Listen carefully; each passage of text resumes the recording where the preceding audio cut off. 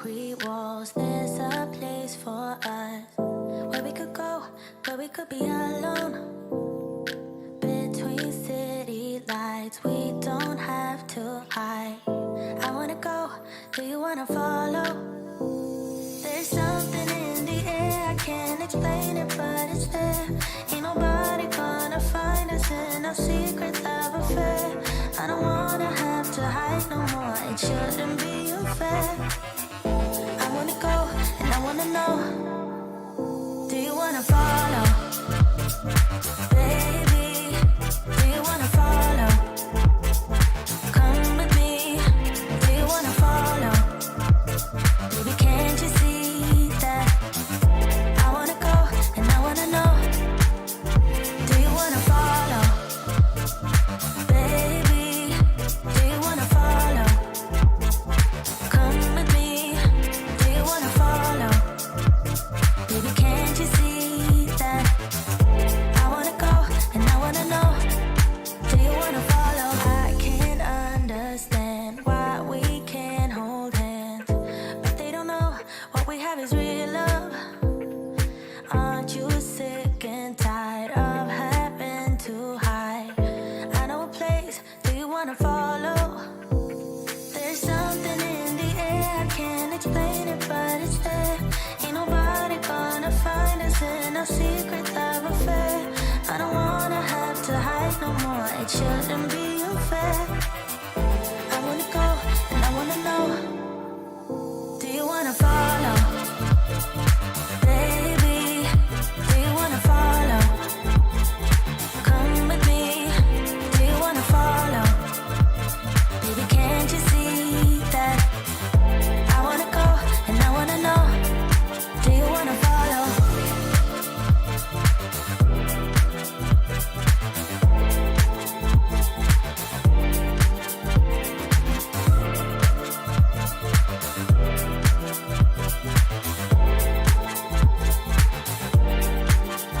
Do you wanna follow?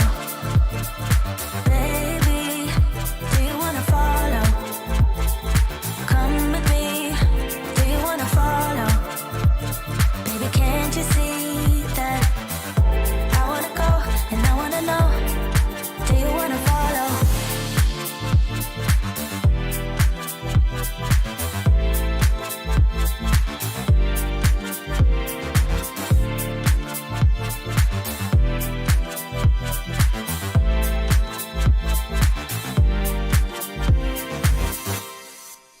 What's up, you guys?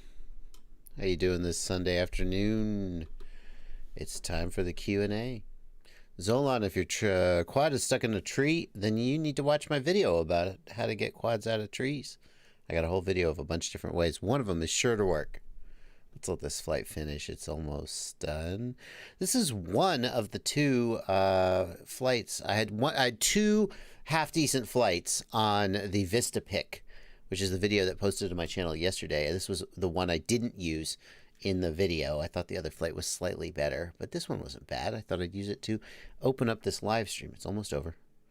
And we're going to start this live stream, as we always do, with news, and then we're going to get to your questions. But before we do that, we're going to, a whole lot of people, a surprising number of people, thought that I got the parts list for that quadcopter wrong. Let's take a closer look at that. Here we go.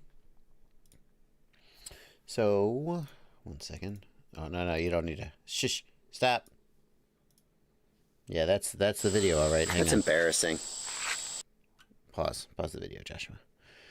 Here in the video, I said the frame used is the FPV Cycle Baby Tooth in 3mm. And a whole lot of people, a surprising number of people, including, I think potentially including Chris Bloods, the inventor of this, the guitar pick, thought that I misattributed the frame.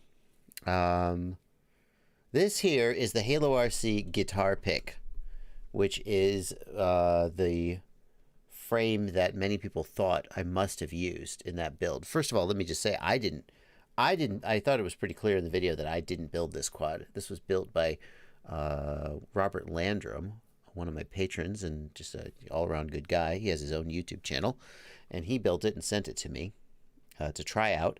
And before I released the video, I very, very carefully, asked him, what is the parts list that you used? Because I didn't want to misattribute anything. And you can see right here, look at the end of this arm. That's the toothpick. See right here? That's Kebab's toothpick in 3mm. This is the Halo RC guitar pick, completely different frame. I mean, very, very similar frame in a lot of ways. This is Chris Bloods' Vista canopy, which I think I linked to correctly. Is this the correct canopy? I'm pretty sure it was. Yeah, by Bloods FPV. I correctly linked and attributed. So I'm a little confused. And if I made a mistake, then I will be the first one to fess up and apologize. My PR manager says I apologize too much. I don't have a PR manager. That's just a joke. And I even linked the guitar pick in the description. And I said the Halo RC guitar pick is also good and easy to get in the UK and Europe. I suppose some people would have preferred that here's how the video should have gone. This quad unfortunately used the Kebab FPV toothpick, which is a fake pretender of the original, the true original, made by Chris Bloods. Oh, guitar pick. And yeah, I don't know. Oh, I don't know. Somebody even said in the comments, "You're not even going to acknowledge the original?" And I'm like, I'm not trying to piss anybody off. I just made a list. I just made a list of the things that were in the build. That's all I did. I just said these are the things in the build. And those were the things in the build. Anyway, the Halo RC, though, deserves a lot of credit for being awesome. I showed the Halo RC Osiris on my live stream previously. It was a pretty cool little lightweight frame. We're not going to go back and rehash everything I said about it, but I showed this on the frame last week. Here's the guitar pick. If you decide you want to go with the OG, there you go. Yeah, the big question that everybody is asking, though, is wouldn't it have been even better with a naked Vista? And in fact, I think Beta FPV has sent a couple of where it must be on YouTube. So, like Albert Kim or somebody must have gotten one. People were telling me that Beta FPV has some decased. Yeah, that's it. Look at this. You think the Vista is light? Check this out. I don't know. Nick FPV is the first video. Hello, Nick. Is the first video in the search results. Is it Nick? You going to show me the yeah? Look at that. Take the Vista. Take off all the thermal, the mass, all the heat sinks. It gets even lighter. Whoop! Wow. This is what's coming, and people are telling me that Beta FPV actually has a couple prototypes of some quads coming with this pre-made. Bloods FPV. Oh, there's Bloods right there in the. Let me make you a moderator, Bloods, so I make sure I see it. Bloods. It says, don't use the guitar pick with the Vista. It needs to be stronger. Well, I didn't want to. I didn't want to talk out of school, but that was I didn't want to say bad things about the guitar pick, but that was what I heard. That was why I think Robert went with the toothpick 3mm, because the guitar pick wasn't made to take the weight of the Vista. So, very glad to have you here, Bloods. Did I make him a mod? I thought I made him a mod. Who did I make a moderator? Oh, he's already a moderator. I just need to reload. Anyway. The first time that ever happened to me, I covered a frame. Oh, who was the frickin'? It was Catalyst Machine Works.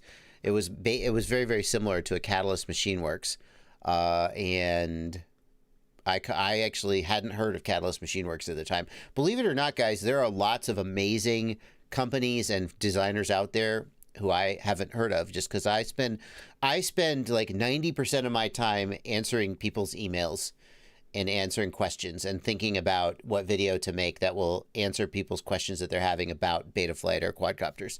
I just am not out there keeping track of all the frame designers and so forth. In fact, Chris Bloods from Halo RC, almost 3 months ago now, I think, he was like, hey, I heard you were looking for a lightweight freestyle frame. Can I send you my Osiris frame? And I was like, okay. And then he sent it to me. And then it literally sat in the bottom of my closet for like 2 months while I did other things. And yeah. Oh, Freelar 8. Apparently, I say the frame is a Halo RC guitar pick in my video. Oh, that, I see. That's might be why there's some confusion. Okay, that's my bad then. Okay. I think what might have happened is that I heard it was the guitar pick, and then after I recorded the video, I went back and double-checked the parts list and made the parts list correct. But I must have misspoke in the video. Well, I guess I now understand why there's confusion. Anyway, if only there was a way to amend old videos. So, yeah, I don't keep up with everybody who's doing everything. At the time, I hadn't even heard of Catalyst Machine Works. And so I covered this frame, the Avant. Who makes the Avant? It's Leggero, the Avant Leggero. Yeah, I covered this Avant Quads frame, and people were like, aren't you even going to mention Catalyst Machine Works? And I was like, I don't know who Catalyst Machine Works even is. And they were so mad. And then Neil Whiteley from Catalyst Machine Works said, hey, let me introduce myself. He handled it exactly right. Because a lot of people assume that there must be malice. At best, it's incompetence. They assume that there must, why did you not mention this company? How dare you? Like, whoa. And Neil Whiteley reached out and he said, hey, I'm Neil Whiteley, Catalyst Machine Works. This frame is based on my frame. Can I send you one to try out and see the difference? And I was like, yes. And I have come to be the biggest fan of Catalyst Machine Works since then. But there you go.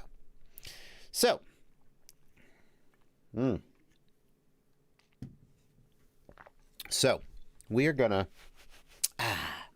well, we got that out of the way. Let's look at the news. What news has happened this week? Has any news happened this week? News, happening news. Not the kind of news that pisses you off. It's only news related to quadcopters. Let's do the news of the day overlay. If you would like to send any news items that you think should be covered, send it to news@fpvknowitall.com. Let's see what people have been sending to news@fpvknowitall.com. Here's some news that happened this week. Jeez, could you guys see this? Feds investigate after drone nearly hits Aeromed helicopter. And my first thought was, yeah, sure. Yeah, sure. A lot of drone sightings are actually not really drones. Sometimes it's, fake news. These guys claim that they were able to literally grab the quad right out of the sky. In which case, this guy is boned. Because, they're going to be able to track it down, right? Surely. Suffice it to say, don't fly a frickin' drone over a frickin' hospital helipad. I think that should go without saying. So that happened to this week. Somebody emailed me telling me that TBS has announced 500 milliwatt output for the Tango 2.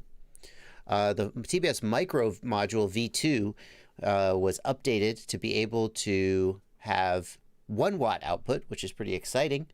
And now the Tango 2 up to 500 milliwatts, also very exciting.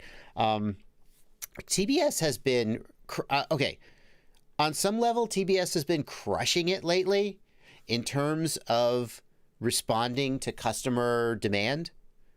TBS is definitely the kind of company, for the longest time, they refused to put MMCX connectors on their VTXs. They were just like, UFL's good enough. You grab a drone, come on. You can grab a Mavic right out of the air. Give me a break. If it was a Mavic Mini, I heard it was a Mavic Mini.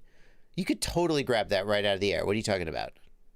That's totally plausible. Anyway, But TBS has really listened. When they released the Tango 2, it didn't have a 2.4 gigahertz module, and people were like, "What the hell?" And they have added a module adapter to the back of the Tango 2, and they're going to be releasing a 4-in-1 module with 2.4 gigahertz support.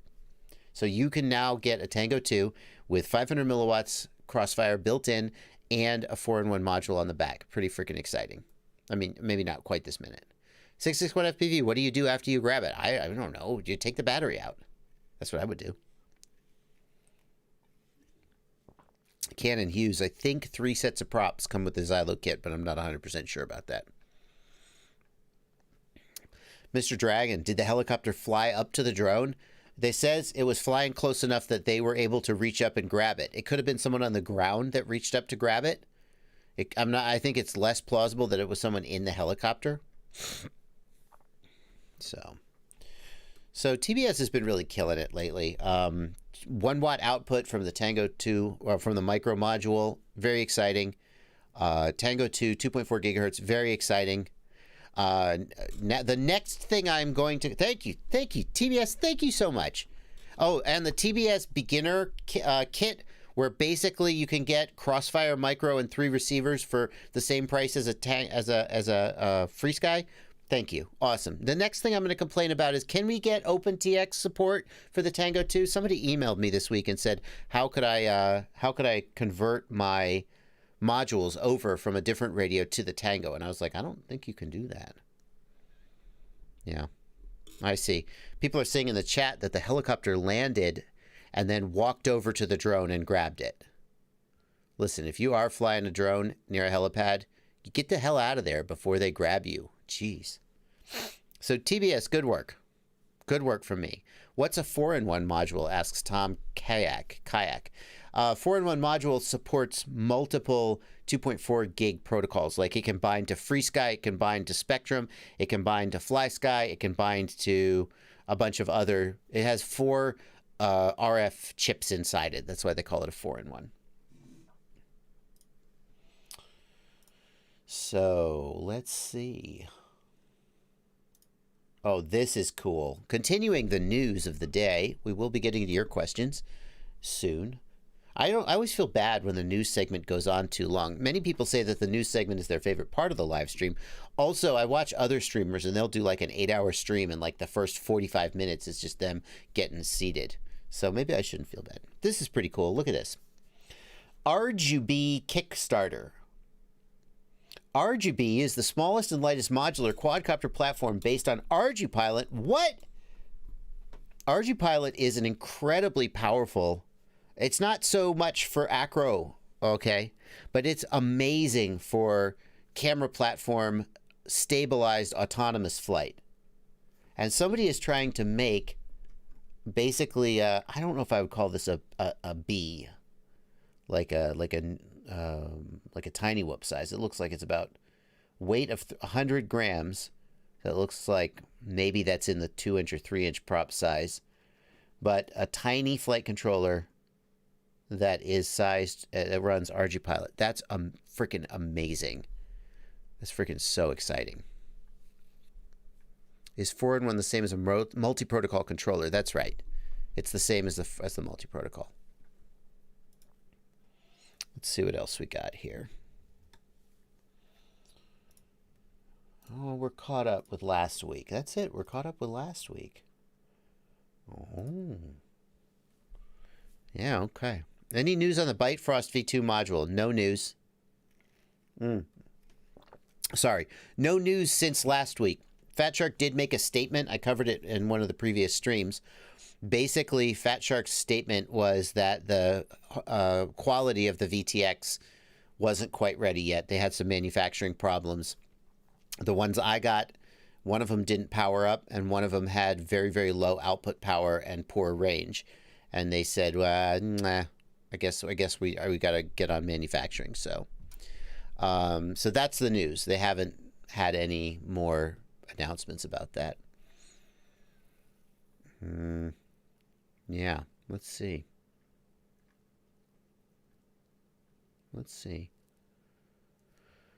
What else we got? That's it. Any news on Byte for us? No. Please do more premieres. Really, Sir Clean FPV? I don't know anybody who loves YouTube premieres. Nah. Should I buy the DJI system or should I wait until SharkBite or DJI V2? Griffin FPV, that is a question a lot of people are asking. No one can predict when DJI will drop the next version of their system. It's been over a year. It's starting to get into that time frame when you might start thinking maybe it would come at the same time. Who knows, right? I have a feeling that the pandemic probably shook up a lot of release schedules, that the sales slowed down maybe, and maybe they're not quite as justified. I don't know. There have been people who have been waiting for the next version of DJI or waiting for SharkBite, and they've been waiting for months, for like 4 months now, and nothing. It's like at some point you gotta pull, like, everybody, like, look at the new NVIDIA 30 series release. They released the 30 series. It has between 1.5 and 2 times the performance of the 20 series, and it's like half the price. Basically, NVIDIA said, the 20 series was kind of overpriced, and we need to knock AMD back on their heels. And so they released the 3070 card, and it's like everybody who just paid $800 for a 2070 Ti, or a 2080 Ti rather, is like, oh my God, I made a huge mistake. And you never know when that's going to happen. But at the same time, if you just wait forever for the right time, you will never, you're losing, your life is going on, you know? So, yeah. My honest opinion, oh, making a mess here. My honest opinion is that the people who will, that Fat Shark has not even said that SharkBite is going to just stomp DJI in every way. Here, let me turn we're out of the news segment now.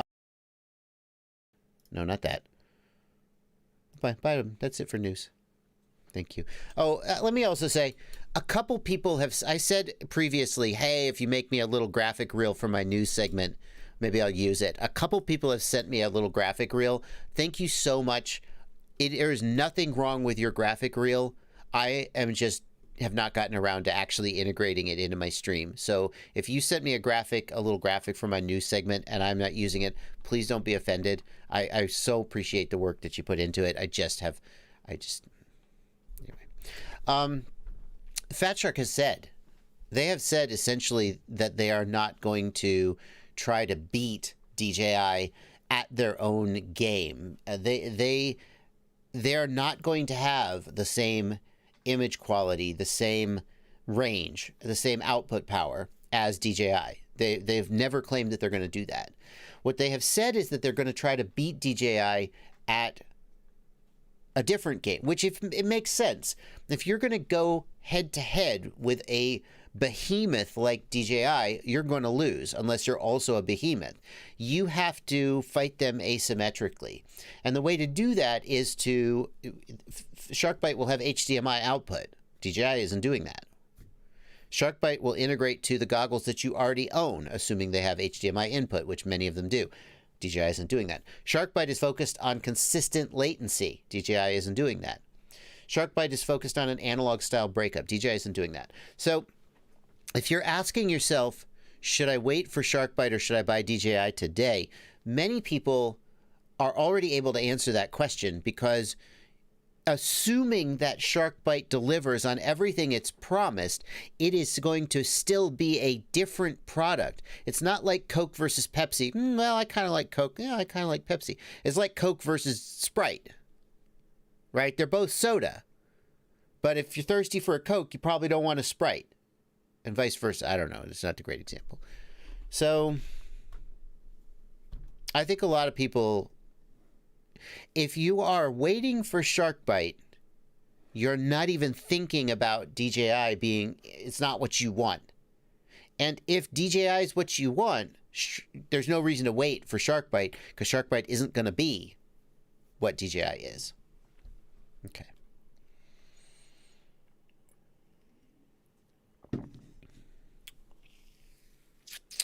Where can I get the 500 milliwatt Tango 2? I don't. You have to have the updated board.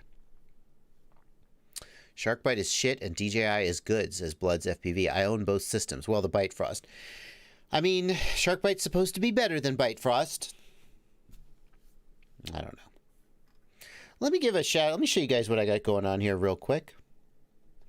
This is my big screen right here with you guys in the chat, answering your questions, reading your questions. ZFPV, in my gut, I agree with you, ZFPV. I don't feel like DJI is going to drop new hardware. Like, if you buy a Mavic, you know in the next 2 years they're going to come out with a better one. Like, they just have done that. I feel like DJI's attitude towards the FPV system is, we made it good.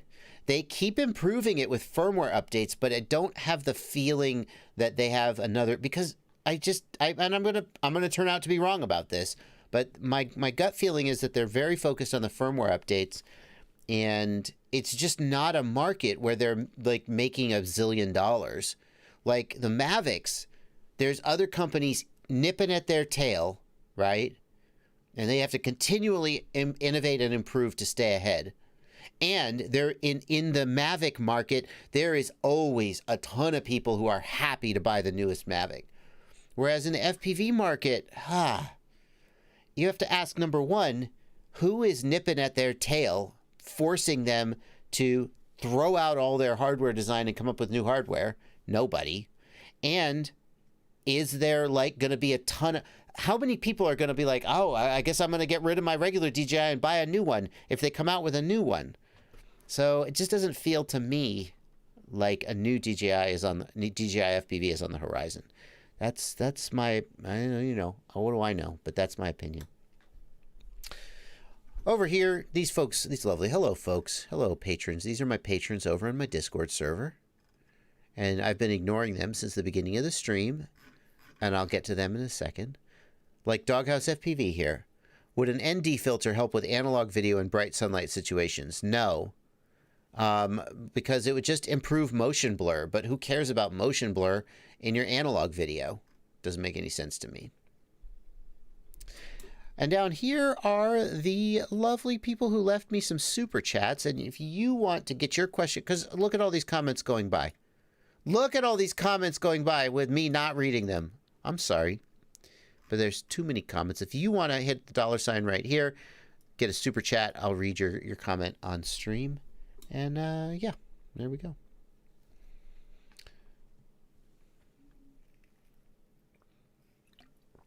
What about the DJI goggles RE? Asks Jose Taborda. Jose, the goggles RE work with the OcuSync system. They do not work with the FPV system. They're just a completely different thing.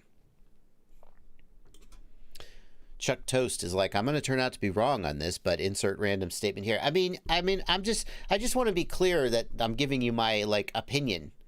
This is not based on some secret background information. I just said my opinion. Sometimes my opinions are wrong. But what am I going to do? Not give opinions? Cutback 420 wants to know, can I add a microphone over the Caddx Vista? Cutback 420, DJI does not support audio transmission at all, so. New Ghost versus Crossfire video. I feel like the question of Ghost versus Crossfire range has been answered. I answered it. To my own satisfaction anyway. I did not fly Ghost versus Crossfire 20, 40 kilometers out. I don't know how I would even do that. But I feel like the answer to Ghost versus Crossfire is this. Ready? Write it down. Get ready. If you want truly long range, Crossfire is the answer. Crossfire has higher output power. It goes to 1 watt. Ghost goes to 350 milliwatts. And Crossfire uses the same low raw chirped spread spectrum technology as Ghost, but it has higher output power and has lower frequency. Therefore, the range of Crossfire is going to be longer, all else being equal. And people have flown Crossfire out really freaking far, and that's just a fact. You just can't make up the difference of 1 or 2 watts compared to 350 milliwatts and lower frequency, assuming that they're using the same chirped spread spectrum technology. So for long distance, Crossfire is still, for like the longest of distance, Crossfire is still the winner. Could Ghost, let's say you only want to go 10 kilometers. Immersion RC says Ghost can do that. So there's this big window of overlap where either Crossfire or Ghost will do it. But at the extreme, I feel like Crossfire just has the technological advantage. For racing, I think Ghost has the edge in two ways. Number one, Ghost can do 160 to 222 hertz update rates for the lowest latency and the fastest refresh rates. And it can do that while still using the chirp spread spectrum technology, whereas Crossfire, when it goes to 160 hertz racing mode, it has to switch to frequency shift keying, and that means the Crossfire range is significantly reduced when it is in the 160 hertz mode. But Crossfire, the micro module, can go to 1 watt, whereas Ghost can only go 350 milliwatts. So maybe that roughly evens them out, but I feel like Ghost probably has a little bit of an edge there. It goes to a higher refresh rate, has lower latency, 222 hertz, and it continues to use the chirp spread spectrum technology. However, it is operating in 2.4 gigahertz, which does that mean it's susceptible to Wi-Fi? The chirp spread spectrum technology used by Ghost is supposed to be very Wi-Fi resistant, but we haven't tested that in the real world yet, so that remains to be seen. The other thing is that Ghost is supposed to be able, because it operates in the 2.4 gig band, you're supposed to be able to get far more pilots in the air without interference, and whereas with Crossfire, especially in Europe, if you have more than a few pilots in the air, you start to get fail-safes. So I feel like for short-range racing, Ghost probably has a little bit of an edge. And then I feel like for typical people, they're basically, it's not quite toss a coin. I feel like for typical people, probably Crossfire is the one to lean towards, because Crossfire is so established right now that a typical person is going to have an easier time getting into the Crossfire ecosystem, whereas Ghost is just so brand new. There aren't a zillion tutorials for it. There probably are a few firmware bugs yet to be worked out that we haven't discovered. And I feel like for a typical person, the range of either is going to be fine. They're not going to care about the 160 hertz, 222 hertz. Yeah, so there you go. I feel like that's pretty well answered. Now, what hasn't been answered? What hasn't been answered is, how is Ghost going to perform in the real world? I got an email today from somebody who said, I took Ghost, because Ghost has started getting into people's hands. I took Ghost to a race, I flew Ghost in a race, and I had fail-safe problems. Now, this is just one guy, and who knows what the underlying circumstances were. But the point is that the performance of Ghost in the real world, I mean, we've got some range tests from schmucks like me, but to get it in the hands of 500 or 1,000 or 5,000 people and now really see how it handles, that still remains to be seen.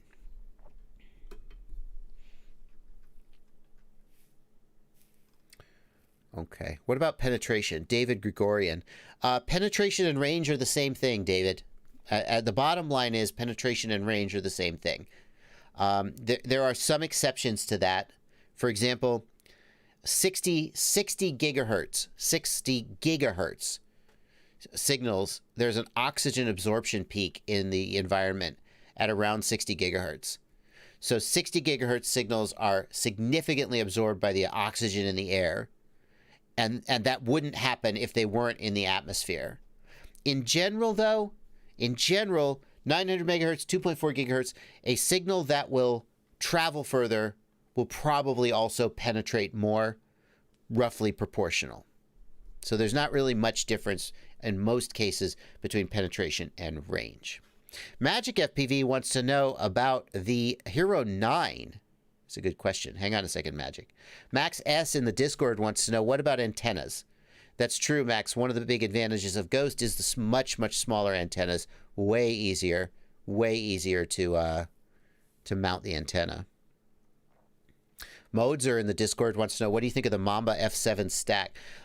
Is it worth the price? I mean, I couldn't say whether it's worth the price, but I am really impressed with the Mamba F7 stack. In fact, here on my ultimate FPV shopping list website, I actually, let's see, I think it's been added. Has it been added? Yeah. I recently added the Diatone F722. I am so impressed with Diatone, honestly. And I said to myself, they need a place on this list. I need to get them on here. This is a really, really, I mean, all of their flight, they actually have been on my list in their cheap F405 board. This is like $45 for a flight controller and an ESC. But this is their top of the line F722. It's like $110 for the flight controller and ESC. So that's out of some people's budget, but this is pretty freaking cool flight controller. And I'm willing to, I mean, like, I put it out. It's always hard because I'm never know, like, oh, is there going to be some defect? But Diatone is a pretty good track record, and this is a pretty good flight controller. Let's talk about the Hero 9. That's news. Why did none of you email me the Hero 9? And make sure I got it on the news. Hero 9 Black. GoPro Hero 9 Black. Let's look. First of all, the Hero 9 Black is... Oh, shut up. How about wired? It is significantly bigger. I just want some pictures. It is significantly bigger than the Hero 8 and significantly heavier. One nice thing that... Let me just find the GoPro page, for God's sakes. There we go. Thank you. It's not going to fit any of your mounts. It's thicker. It's wider. It's a chunky boy. What's the weight? Lightweight? Not. Yeah. See, they're just not thinking about... They're just not thinking about FPV pilots. Where's the specs? How about specs? No. Tech specs. Yeah, that's what I want. Tech specs. It's got a front LCD screen with live preview. So if you're a vlogger, I often, not like often, but I often, semi-often use the Hero 8 as a vlogging cam. The Hyper Smooth is excellent for handheld vlogging. I'll hold it in my hand while I'm walking. It's super smooth. But it's hard to frame the shot. So being able to see the front screen and frame the shot is very nice. 159 grams. Yeah. So, like, it's another 15 grams over the Hero 8, which was another 20-ish grams over the Hero 7. So between the Hero 7 and the Hero 9, we've added, like, 40 grams, that's crazy. I mean, and Wrong Way FPV says, I didn't even notice the extra weight. But every little bit of weight adds up until eventually you've added 70 grams. And you're like, oh, the fly's okay. But then you take that whole 70 grams off and you're like, oh, my God. It's like, you guys ever put on those, remember those stupid ankle weights from like the 80s? I don't know if people still use those. In the 80s, my aunt had a set of ankle weights, and she'd put ankle weights on, and she'd walk around with these ankle weights on. And I tried them out, like a 10-year-old kid. I was like, oh, I'm gonna try this out. You put these ankle weights on and you start walking around with them, and you're like, oh, okay, you get used to them. But the minute you take them off, suddenly you're like, oh, my feet are so light. And that's what's going on with these cameras. That's what's going on with quadcopter weight. You go from a Session to a Hero 6 or a Hero 7, and you're like, it's a little more weight, but it's okay. And then you add another 20 grams, and you add another 40 grams, and each time you do it, it's a small increment, but it adds up, and it makes your quad fly like crap. That's my opinion. So I'm not happy about the weight. I am happy about the fact that it's got a changeable... They put back the replaceable lens cover. That's nice. 5K? 32 gram difference. Thank you, 507RC in the chat. Hero 8, 126 grams. Hero 9, 158 grams. That's 32 grams of difference between them. And the Hero 8 was another, like, I remember it being like 15 or 20 grams heavier than the Hero 7. So it's really adding weight. 5K, the thing is, if you're trying to do like cinematic masterpieces, the 5K 100 megabits per second is going to look beautiful. Drew Camden Ladrib runs a Hero 8. He runs 4K and his stuff looks amazing. I don't think it's the resolution that makes it look amazing. I don't know actually what it is, because you're not watching in 4K. Most people aren't. So you're not seeing the resolution, but it looks so good. The 5K resolution is going to mean that you have a little bit more resolution to crop in if you do hyper smooth. There's a new hyper smooth. I got to say though, I mean, I feel like the Hero 7 is a brilliant camera for FPV freestyle, at least nowadays. If you're doing cinematic stuff, if you're doing Cinewhoops or commercials, the Hero 8 with Hypersmooth especially, if you want to do like a Cinewhoop style shot and you don't want to use Real Steady in post, the Hero 8 with Hypersmooth 2.0 is amazing. I personally think Hypersmooth 2.0 is too much processing for freestyle, but yeah, Aber the Ham, thank you for $2 in the super chat. The front screen is going to get wrecked. Yeah, the Hero 9 is just and we're going to go to it. People are going to start using it, but I don't love the direction they're going. I wish they were going more towards the Hero. I want a 4K capable session.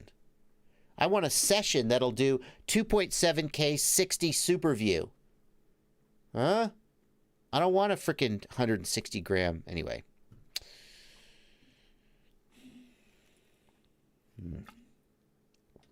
Only 5K 30. Yeah. Some people shoot 30 for FPV. Abdul Alim says 4K has more color data in it. Why is that? Are they using 4K 10-bit?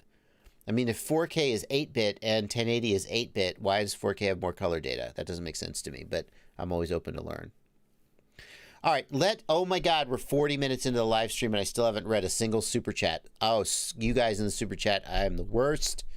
Let's get to it. Rocky, thank you for $2 in the super chat. Pine Tree FPV, thank you for $5 in the super chat. Do you have a video or a suggested video about remapping to create a UART to add GPS on a Steel Racing F4? Pine Tree, in general, you cannot add new UARTs unless you use soft serial.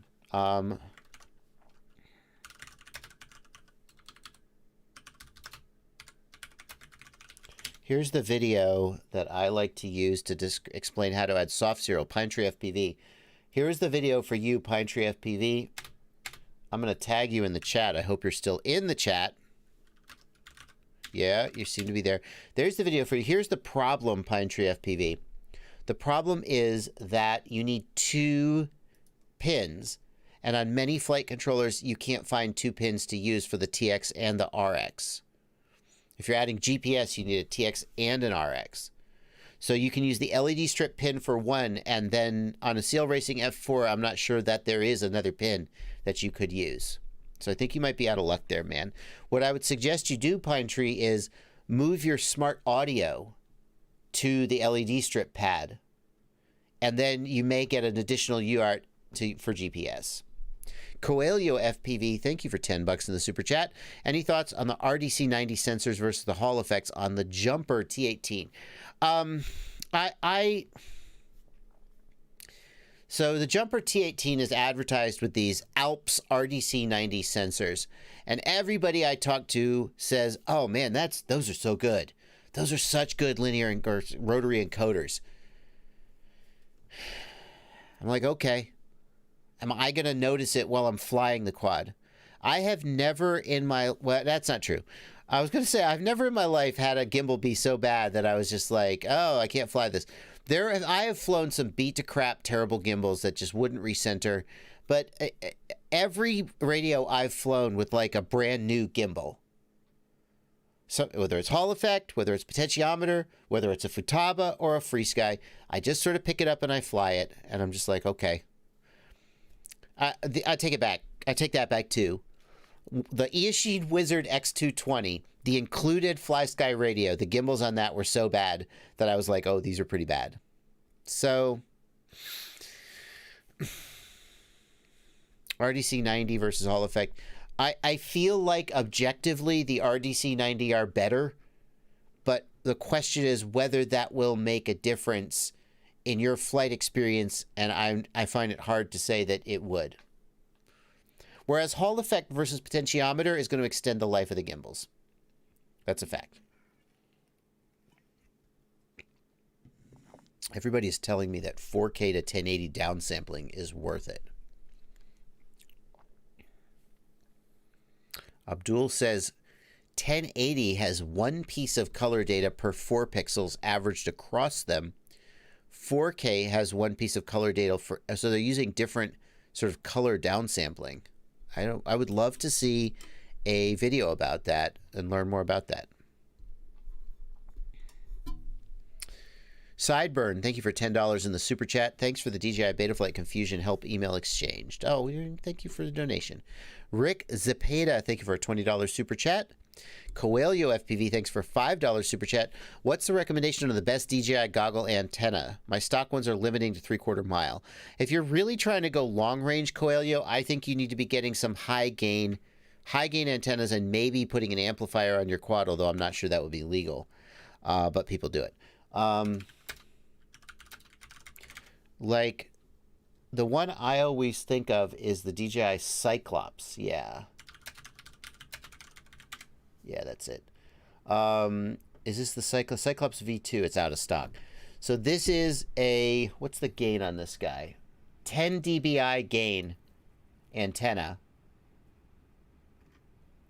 This is the big one, though. Where's the Cyclops Mini? I think he's changed to a... Yeah, the Cyclops Mini. Does this one also have 10 dBi of gain? Yeah, same design. Yeah, so if you're really trying to go long range, this is the direction I would steer you. Like a high, like 10, 12, 13 dB of gain. And that's going to help you get out there. Chris Atkin wants to know, how can I read LQ from Crossfire in my DJI goggles? Chris, you have to, in the in the Crossfire module, set your receiver to output LQ on aux 4. Then, in Betaflight, set Betaflight to treat aux 4 as the RSSI channel, and then Betaflight will send RSSI to your DJI goggles, but the RSSI is actually LQ. That's the answer.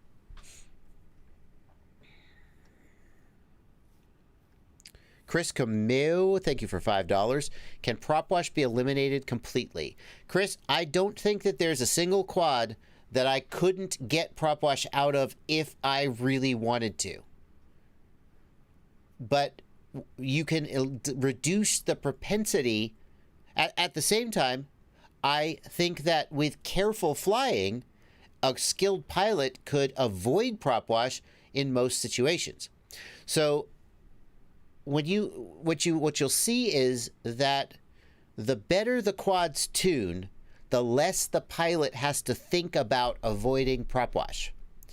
And the more the pilot can just dig in and push the quad, right? It's like if you had a sprained ankle and I said, I'm going to give you $10 million if you walk a mile. You would do it. You'd probably do it.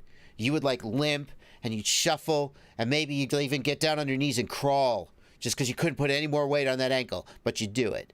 A quadcopter with a great, whereas if you were in good health, you'd just go. You just wouldn't even think about it. You just run that mile, right? A quadcopter with a great tune on it, you don't have to think about avoiding prop wash as much. You could just push it and do whatever you want.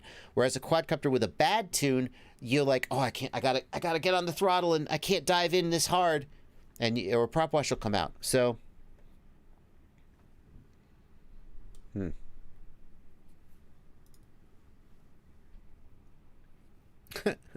Icy Bird wants to know, if I buy your Patreon and join your Discord server, do I get kicked out after a month if I don't keep buying your Patreon, or how does it work? Why, Icy Bird? Are you thinking of joining the server and then just like buying 1 month and then just canceling? You lose. There is one public channel on the server for all the people who somehow got an invite to the server but aren't patrons, and you get to still participate in the public channel. So, So, Chris, to answer your question, prop wash can almost never be completely eliminated, although it can be pushed so far to the edges of the tune that you might never need to think about it or notice it. Aber the Ham, thanks for $2. Got you. Blue Smash, thanks for 5 Swiss francs. Have you tested the Runcam Racer 3? What do you think about it? Blue Smash, I have not liked any of the Runcam Racer cameras so far. And I say that knowing that people like Evan Turner. Evan Turner flies the Runcam Racer Nano, I believe, on his Project 533 switchback. And if Evan Turner races the camera, then obviously it's just a good camera. The kid don't use junk. But every time I fly a Runcam Racer, the exposure changes drive me crazy and I hate it. Now the Runcam Racer 3, I haven't flown, but I haven't liked any of the Runcam Racers yet, so I probably won't like that one. Abyss 9099, thanks for $5 in the super chat. I built a Xylo, followed all your builds. The motors are getting hot on the bench. No shorts after a continuity test. Throttle at 0 and the motors spin to max. How do I fix it? Abyss, motors spinning up after you arm with props off is completely normal. That doesn't mean anything. Motors getting hot on the bench that's different. The number one mistake people make is to use the wrong screws. The screws are too long, and then the screws go through and touch the wires on the motors and make a short circuit. Now that shouldn't happen with the Xylo build because we send you screws that are the right length. Abyss, I think if you want to, I think we need to dig into this deeper than we can dig in on a live stream where we have to kind of go back and forth. So I would say, Abyss, please email me about that and let's try and figure it out. Hot motors, the number one problem is the screws too long. The motors, the other thing you can do, just speaking generally about troubleshooting, is if you arm the quad and the motors get hot, but you spin the motors using the motor sliders from the motors tab and they don't get hot, that is a PID or filtering issue. Because the PID loop and the filters are not active when you use the motor sliders. If the motors get hot, even when you use the sliders in the motors tab, that is an electrical issue. It is not a PID or filters issue. What is hot? Asks T-Bird FPV. Hot, I would say, like, look, if the props are off and you're just arming with props off on the bench, they should just be room temperature. They shouldn't get hot at all because they're not doing anything. If you land after a flight and they're hot, that is just because they were working, especially if you're somewhere where the ambient temperature is high. I like to say that I pinch the motor bell in my fingers, and if it is uncomfortable but not painful, that's the line. But if it's painful and I'm like, frankly, even if it's a little painful to me, it's probably okay, but I would try and back it off a little. Airbender, thank you for Airbender. Thanks for $20 donation. Thanks for your help with my Apex last night. Wait, Airbender. Oh, that's got to be James Christensen. I went and visited James Christensen yesterday. Actually, that's why my live stream was a tiny bit late this morning. I was literally driving back this morning and got to the house like at 12:30. I was like, great, I can stream today. I helped, he's doing a documentary on FPV. And one of the things that we did as part of that is I helped him build an Apex. So Mustang Pilot 1, thanks for $5. Rohin Gopalakrishnan, thank you for 40 rupees. Where to get realistic Velocidrone configs from? I think Mr. Steele in his beginner series has some Velocidrone configs. I don't know. Some people said I don't know. That's the answer. Does anybody know where some good Velocidrone configs are? My ESC is getting red hot when flying, says Papa Doc. Oh, your ESC is getting red hot. But not your motors. Yikes. When do you think it'll come out? Don't know yet, Killabees. We have to ask James about that. Shun Smith, thanks for $10. What Betaflight BLA settings do I need to adjust if I'm converting a quad to a pusher? You don't need to adjust anything, Shun, but you do need to make sure that the props are facing the right direction. In other words, the props need to be facing down, and the motors still need to be spinning the same. So look at the quad from the top down. Look at which direction the prop spins and which way the prop is pushing. When you flip the motor upside down, you need to flip the prop over and you need to reverse the motor. And the net effect will be that the prop is still spinning the same direction and pushing thrust the same direction, and that means then you don't need to change anything. Mustang Pilot, thank you for $5. What's your favorite FPV video? Wow, favorite FPV video. Man, it's going to be something boring. Like one of Johnny's videos. I don't know. What's my favorite FPV video? I don't know.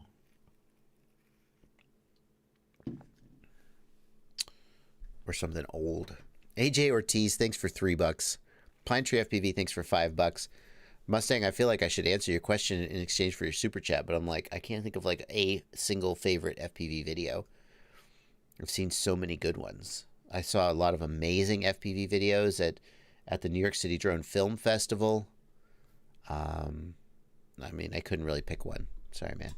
Pine Tree FPV, thanks for $5. Does an F7 flight controller solve my lack of UARTs? Yeah, it definitely, F7s tend to have a ton of UARTs, so probably it will solve the problem. Milvo, thank you for 50 PL. I think, is that Polish? Is that Polish? Zloty, yeah. Thank you for 50 Zloty. Thank you. After changing settings to ProShot from DShot 600, I get no voltage readout. Don't use ProShot. Why are you using ProShot? Was it working on DShot? Why did you change to ProShot? I don't know why. I mean, did ProShot shouldn't have messed up your ESC telemetry. I have no idea why it should be messing up your voltage readout. Your F7 definitely does support ProShot, but I'm not sure there's a compelling reason to use it. So, yeah. The voltage readout, you're on 6S. There's no reason for your voltage to be read from the ESC, and there's no reason for ProShot to even affect that. So I honestly don't know, but I don't know why you decided to go to ProShot. If it was working on DShot 600, I would stick with that. Airbender, thank you for $3. That's Sean Hales. Oh, okay. Sorry, man. MK, thank you for $5 in the super chat. Why aren't there quiet props for FPV like there is for the Mavic? I think that most people flying 5 inches don't really care about noise. The other thing is that these smaller, I mean, you can get quieter props. It's just with the Mavic, it's the stock props or the quiet props. Here we have, nobody will sell you quiet props for a 5-inch. It's just like you need to pick like a 5.1 by 3.2 prop and know that it's going to be quieter than like a 50-50. So there are some props will be quieter as others. It's just not marketed that way. And Tony John, thank you for €5. Any thoughts on force feedback on gimbals? That would be super cool, Tony John. Imagine that you could, when you buddy box with a pilot, you could feel their stick movements through the gimbals. That could be so cool. Imagine that. Think about how real pilots learn to fly. In a real plane, there are 2 yokes, and the student will be holding the yoke lightly, and the instructor will move the yoke, and the student will feel the instructor's movements. Or the student will be flying, and the instructor will be like, just give a little bit of pressure to correct, and the student will feel that. Imagine you could do that with a quadcopter. Force feedback gimbals would be so cool, Tony. As with so many things in this hobby, lack of money will be the limiting factor that will prevent it from happening. Okay. Huff19 FPV, thanks for $5 in the super chat. Installed the JB Phoenix to UART 2, set up peripheral to run cam and powered up. I'm able to get remote mode, but no access to any of the settings, nor can I exit remote mode. Huff19, double check your endpoints. If you can enter remote mode, you know the camera UART connection is correct. You yaw, center throttle yaw right to enter remote mode, center throttle yaw left to exit remote mode, and then to access the settings, after you enter remote mode, you center throttle yaw right. So I think either your endpoint, you should be able to enter the menu, because if you can get into remote mode, it's the exact same stick command to enter the menu, but double check your endpoints. I think maybe you just don't know the stick commands. I don't know. Maybe.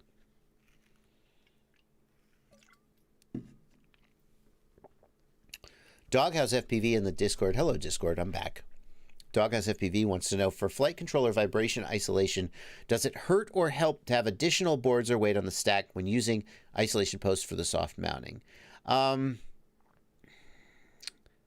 Doghouse, I think the best guy to answer that would be Mark Spatz, UAV Tech.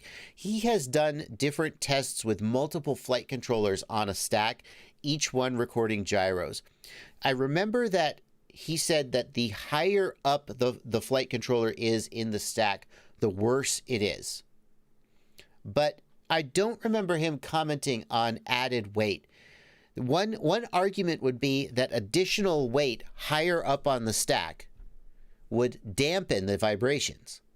Another argument would be that additional weight higher up on the stack would add sort of low frequency movements. My guess would be that additional weight dampens the vibrations as long as the flight controller is the lowest thing on the stack.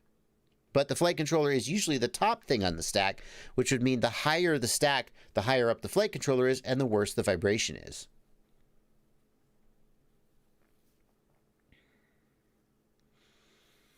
NB points out he had problems with stick commands, but that was because he flies in mode 1. That's true, Huff19. If you're flying in mode 1, then the stick commands are going to be different. Grumpy FPV wants to know, Mamba F405 Mark II or Maytech F722 SE?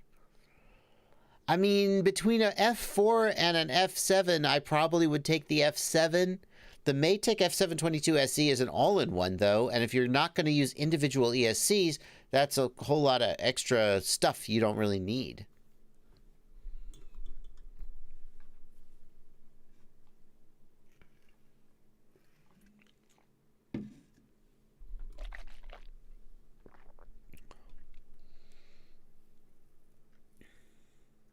How do you like to keep your stick tension on your transmitter? Asks Jack Lenoir. I prefer a looser tension to a stiffer tension. A stiffer tension gives you more stability because little finger movements don't translate. But a stiff stick will stop and start as you move through the center. And so it's hard to do smoother moves. So I like it a little looser rather than a little tighter. Some pilots have like ultra loose sticks that barely recenter. I don't like those.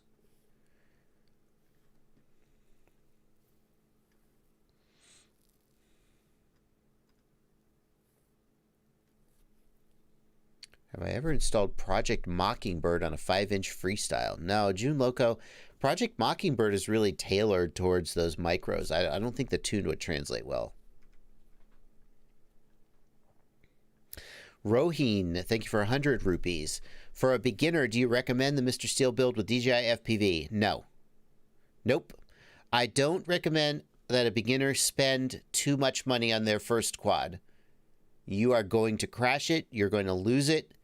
A beginner's first quad should be as inexpensive as possible while still getting decent quality. I feel like around $200 to $250 is the right price point for your very first quad if you're getting a 5-inch. If you want to get like a tiny whoop or a 2-inch, that's okay too, but some people prefer to just go straight to a 5-inch. The Mr. Steel build with DJI FPV is going to cost you $600, $700, I would guess.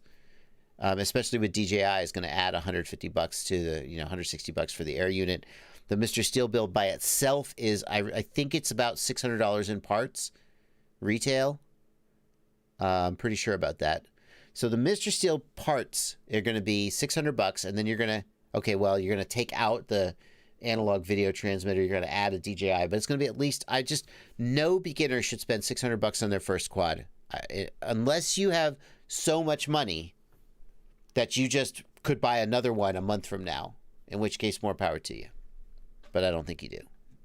Most people don't.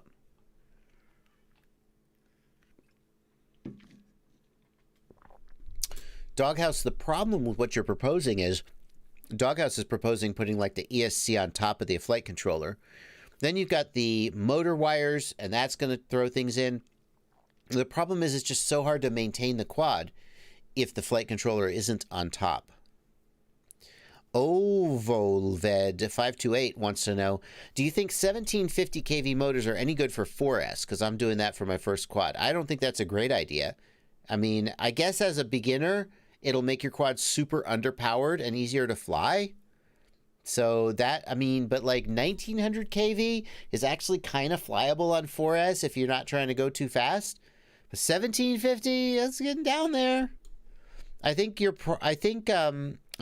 what you might consider is start with 1750 on 4S, but then transition to 6S. But the thing is, you should just buy 6S batteries and use a throttle limit. That's what you should actually do. 1750 kV motors, 6S batteries, then put in a 50% or a 60% throttle limit. You can do that in Betaflight, in the GUI. There's just a parameter.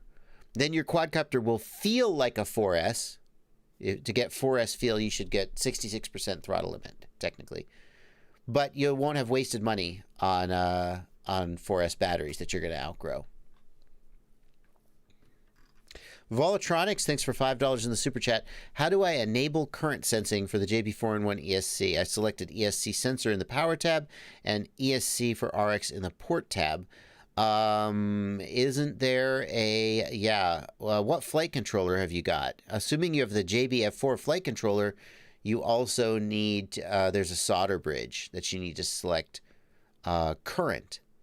So the JB flight controller uses analog current input, not telemetry. Hang on. I have to look up the manual.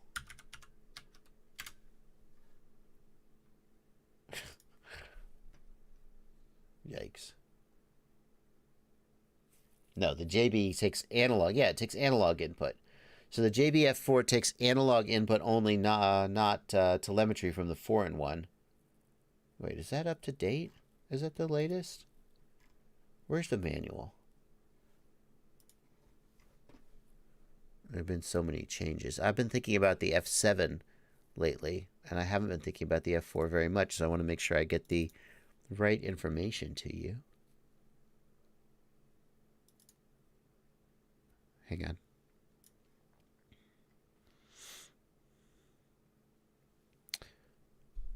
I do hybrid pinch. I used to be a thumber.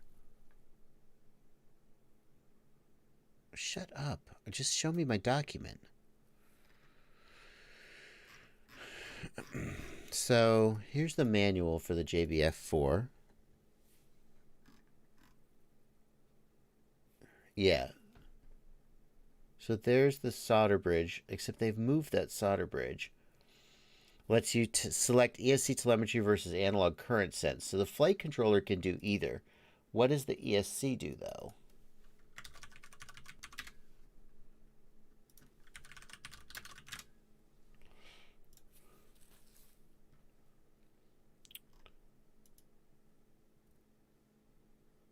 The ESC does telemetry. Okay, so if you're using the JB ESC, it's outputting telemetry.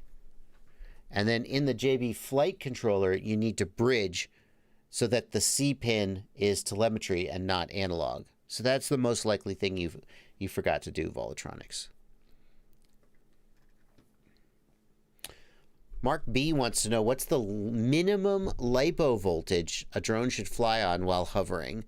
I mean, in theory, Mark, you can run it down to 3.0 volts per cell. In reality, I wouldn't go below maybe 3.3. Number one reason for that is that the cells won't be perfectly balanced. So one cell could be at 3.4 and one could be at 3.2. So if you run it down to an average of 3.0, you'll get one too low. If all you're doing is hovering, you could probably run them down to 3.3. But the minute you like punch the throttle, you're going to sag out. So don't do that.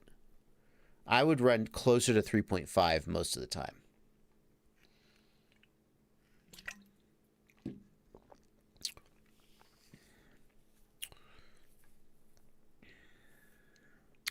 Would I be better served using FetTech's one-wire protocol or D-Shot 2400 for the ESC? IV wants to know. I've just started using KISS for the first time. What are the drawbacks to having a high set point weight? Oh, see, two separate questions. IV, my personal opinion is that there is not much advantage to D-Shot 2400, especially if you're not running 32K sampling and you don't need that additional latency. The latency difference between D-Shot 600 and 2400, it's a diminishing returns. 600 is still pretty fast, more than fast enough, I think. And D-Shot 2400 increases the likelihood of corrupted data. So I'm not a proponent of D-Shot 2400. I know that some people are, and they would disagree with me. That's just, but you asked me, so I'm going to tell you. I think the convenience of the one-wire protocol is very exciting, and I probably would try the one-wire protocol. Set point weight basically increases the response of the quad to stick movements proportional to how fast you move the stick. And what people feel is a sharper stick feel with higher set point weight. Many freestyle pilots prefer a low set point weight because it actually smooths out the quad a little bit. But some racers prefer a higher set point weight, and some freestyle pilots like a higher set point weight.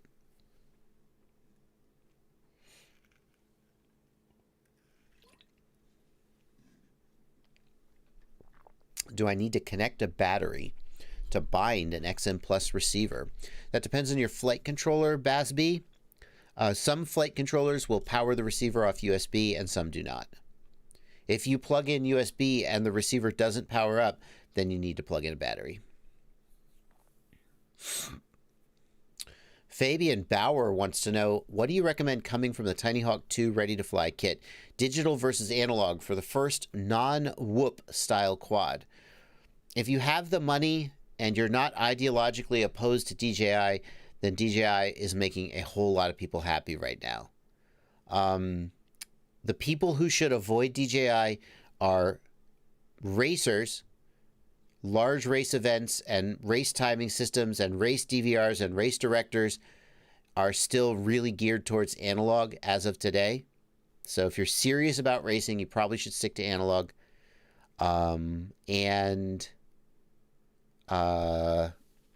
If you're really big on like tiny whoops, then those are all still analog today. So for a typical person going to 5-inch freestyle cruising, fun flying, DJI, if you have the budget, DJI. I mean, the thing is, you're going to spend $700 on the goggles and your first 2 air units, and then every quad that you build, you're going to want to put an air unit in, and that's $160.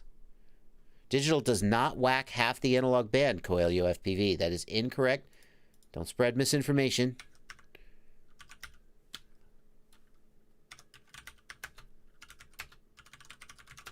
Digital does not whack half the analog band. Here is a great frequency reference chart made by 507 FPV. You can see for yourself the layout of the channels. Here is DJI at 25 megabits, and you can see that the DJI channels are roughly the same width as the analog channels in raceband. A DJI device does not take up any more frequency space than raceband. Now, the reason you're probably saying that is that if the DJI goggles also transmit, and if you stand too close to a DJI pilot, you will see a ton of interference if you are remotely close to them. But that's because analog pilots haven't yet learned that you can't stand next to a DJI pilot. Shun the DJI pilots. DJI pilots have to stand 10, 15 feet away from the other pilots, or they will interfere. Now, that is a fact.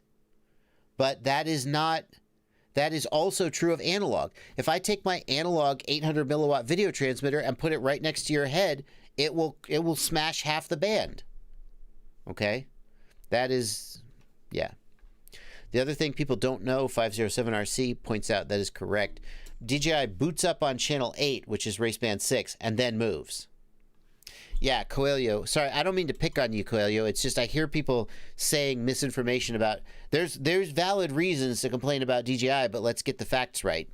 If a DJI guy with analog, you can just all stand in a group because the analog goggles don't transmit. But if you are a DJI pilot, you can't stand next to analog pilots. Just like you're not supposed to land your quadcopter right at the feet of the analog pilots because you'll knock them out of the air. Your goggles will also knock people out. They'll make them see interference. So sadly, DJI pilots need to stand a little far away, and that's a little bit sad. Not being able to just sit there at the picnic table or on the flight line with the other guys. But you have high def video, so you know. Chaotic wants me to link that frequency chart. Sure thing, Chaotic. Here you go, my friend. Lack of easy spectating. What do you mean, Grouch? Lack of easy spectating? If you have DJI goggles, it's easy to spectate. Oh, you don't have DJI goggles. Well, there you go. That's not a mark against DJI. It's completely easy to spectate DJI if you have DJI goggles. 507RC says DJI is perfect for separation, for social isolation, because you're supposed to stay 6 feet away from each other, right? Well, with the DJI goggles on, you have to stay 6 feet away or you'll interfere with each other. Good point.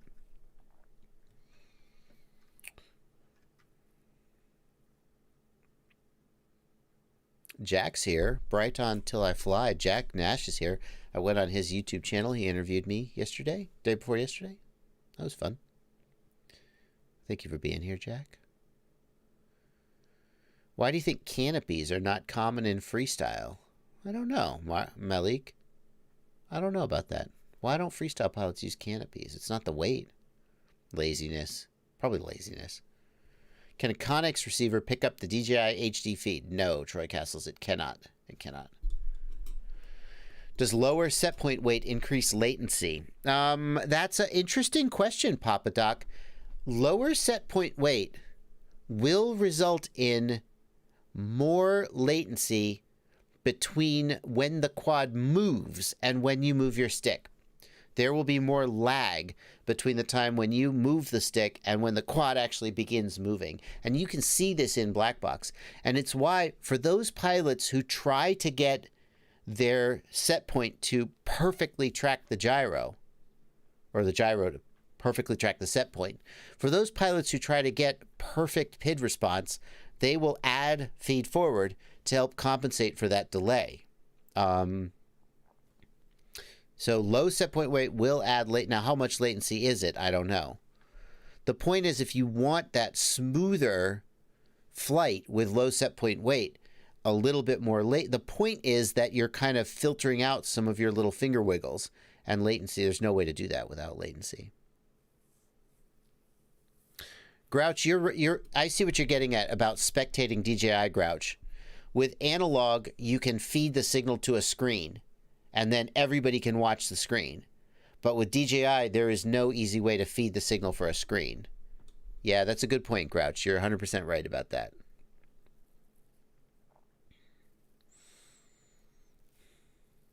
Can the accelerometer get decalibrated after liftoff? Asks Zero Mode. Zero Mode, it shouldn't. There are two things that can happen to accelerometer after you take off. One is if you crash and you smack the quad, that can knock the accelerometer out of calibration and it can be unlevel. The other is that there's a bug in beta flight that affects some flight controllers where the accelerometer slowly loses its level over time. And you'll start out and the accelerometer will be level, and then over time the horizon will slowly lean over. I don't know of a fix for that other than to get a new flight controller. There are some things people have suggested that fix it sometimes, but if you have the accelerometer drift, most of the time it's going to be either just don't fly in auto level mode or get a new flight controller.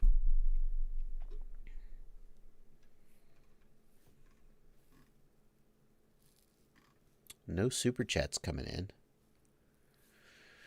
Tiny Hawk S or the Meteor 65, asks Oscar. Oscar, I think that objectively, the Tiny Hawk S is a better quad. Emax makes a very good quad, mostly. And the Tiny Hawk S is a very, very solid quad. But the Meteor 65 is so much more fun to fly. It is so fast, maneuverable. One time I won a race. Yeah, one time. This one time I did win a race. I won a Tiny Whoop race here in Knoxville. I took first place with the Meteor 65, and the two guys who got second and third place were running Tiny Hawks on 2S, and I beat them on 1S. And that is not because I'm a better pilot than them, because probably I'm not, because I spend a lot of time making videos and not as much time as them practicing. But it's because the Meteor was just so freaking fast and maneuverable, and their 2S quads would have beat me in a straight, but there weren't enough straights in the course for them to catch me. So the Meteor 65, Beta FPV, an Emax, you take 1,000 Tiny Hawks and 1,000 Meteor 65s, and you fly them, and more of the Beta FPV quads will break than the Emax quads. Emax just makes a better product, but I would take the Meteor because it's more fun to fly, and that's just a fact.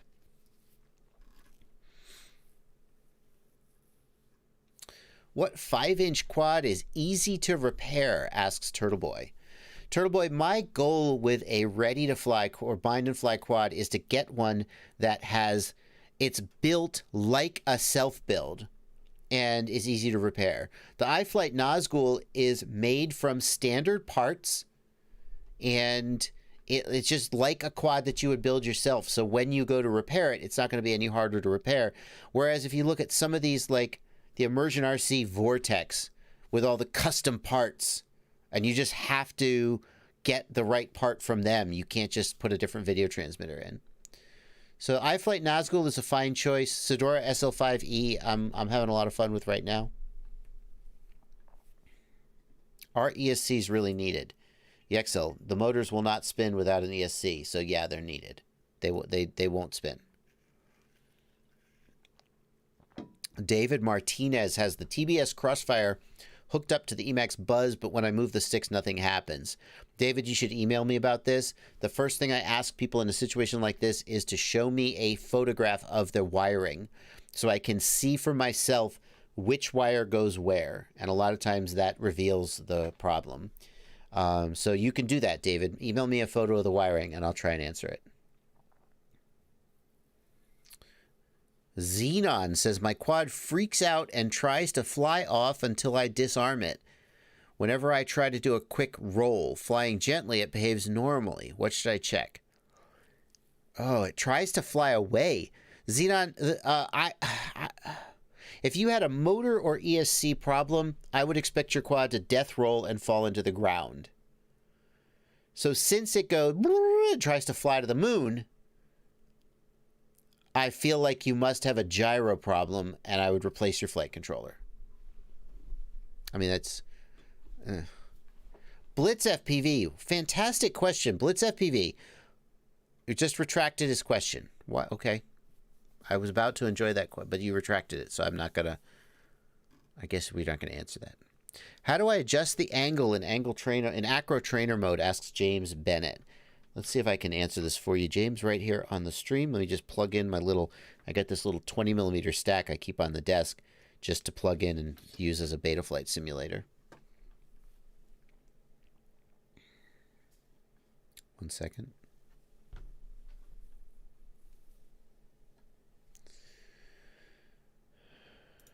Any day now. There we go. All right, shut up. So here in the PID tuning tab,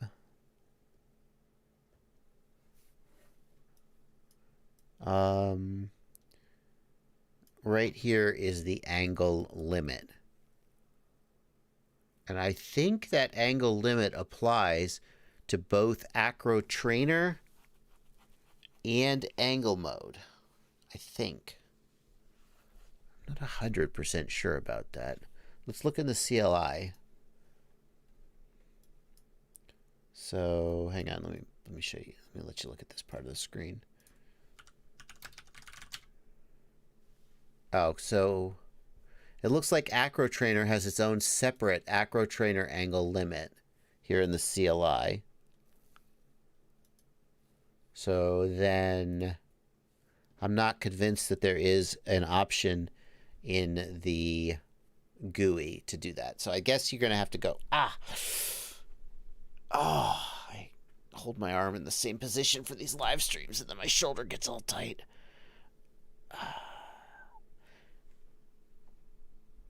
Okay. Got to stretch during streams.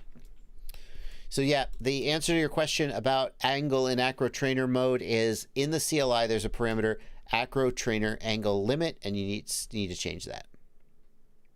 Oh, David Fussnecker says top right corner in the PID settings screen. Damn. Is it there? Hang on. Come on. Come on, baby.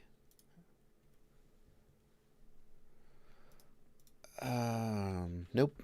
Any day now. There we go. COM9, connect, close, set up. Let's just calibrate the accelerometer then. I don't care. Okay, PID tuning. Oh, bingo. Oh, psh, it's right there. Thank you, David.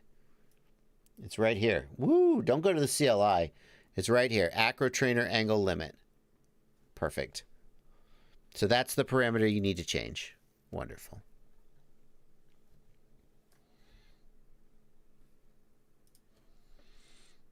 Thank you, A Day at the Range, for a $5 super chat. James Bennett, got you. Mario Lorenzen, thank you for $10 in the super chat.